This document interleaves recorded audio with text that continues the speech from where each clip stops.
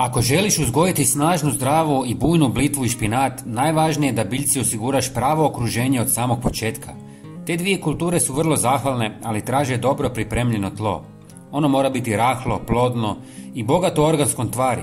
Kada je zemlja previše zbijena ili siromašna hranjenim tvarima, rast će biti spor, a listovi svijetliji i slabiji. Zato je važno da tlo diše, da se voda ne zadržava, ali da zadrži dovoljno vlage za ravnomjeran rast. Blitva i špinat obožavaju tlo bogato dušikom, jer upravo taj element potiče bujnu zelenu masu. Fosfor i kalij pomažu u jačanju korijena i otpornosti na bolesti, dok magnezij igra važnu ulogu u fotosintezi i zdravlju listova. Zanimljivo je da špinat posebno voli željezo, zahvaljujući njemu listovi postaju tamno zeleni i bogati hranjivim tvarima. S druge strane, blitva bolje reagira na kalcij i male količine natrija, koji pomažu stabilnosti stanica i otpornosti biljke. Ako želiš da tvoje biljke budu jake i otporne, umjesto kupovnih gnojiva možeš pripremiti potpuno prirodnu mješavinu koja daje izvrsne rezultate. Pokazat ću ti kako. Za početak, uzmi koru od banane, nareži je na male komade i stavi u posudu sa pola litre vruće vode. Kora banane sadrži obilje kalija, fosfora i magnezija, 3 minerala ključna za zdrav rast korijena i snažnu strukturu biljke.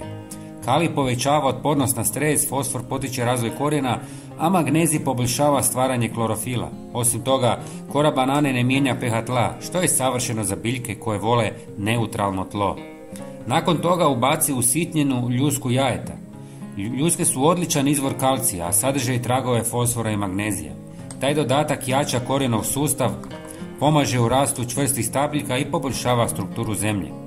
Osim toga, ljuske jajeta prirodno odvraćaju puževe i druge sitne štetnike koje vole napadati mlade listove. Kao treći sastojak koristi žlicu sušene koprive. Kopriva je jedno od najvrijednijih prirodnih gnojiva jer sadrži dušik, kalij, magnezij i mnoge druge elemente u tragovima. Djeluje poput prirodnog stimulansa za rast, potiče razvoj novih listova, jača otpornost biljke i čini tlo življim. Ako imaš svježu koprivu, možeš i nju koristiti, samo je nasjeckaj na sitne dijelove. Kada si sve sastojke dodao, dobro promiješaj i ostavi da odstoji 2 dana. Za to vrijeme voda će upiti sve minerale i hranjive tvari. Nakon toga smjesu procijedi i razredi s još 1 litrom vode. Tom tekućinom zalijevaj svoje biljke svakih 20 dana i to u količini od 100 do 200 ml po biljci, ovisno o veličini i starosti. Primijetit ćeš da već nakon nekoliko tjedana listovi postaju tamniji, čvršći i sjajniji, a biljke djeluju vitalniji. Prijatelji, ako vam se svidi ovaj savjet, svakako pogledajte naš sljedeći video koji je upravo na ekranu. Hvala vam na gledanju i želim vam uspješan i zelen vrt. Pozdrav!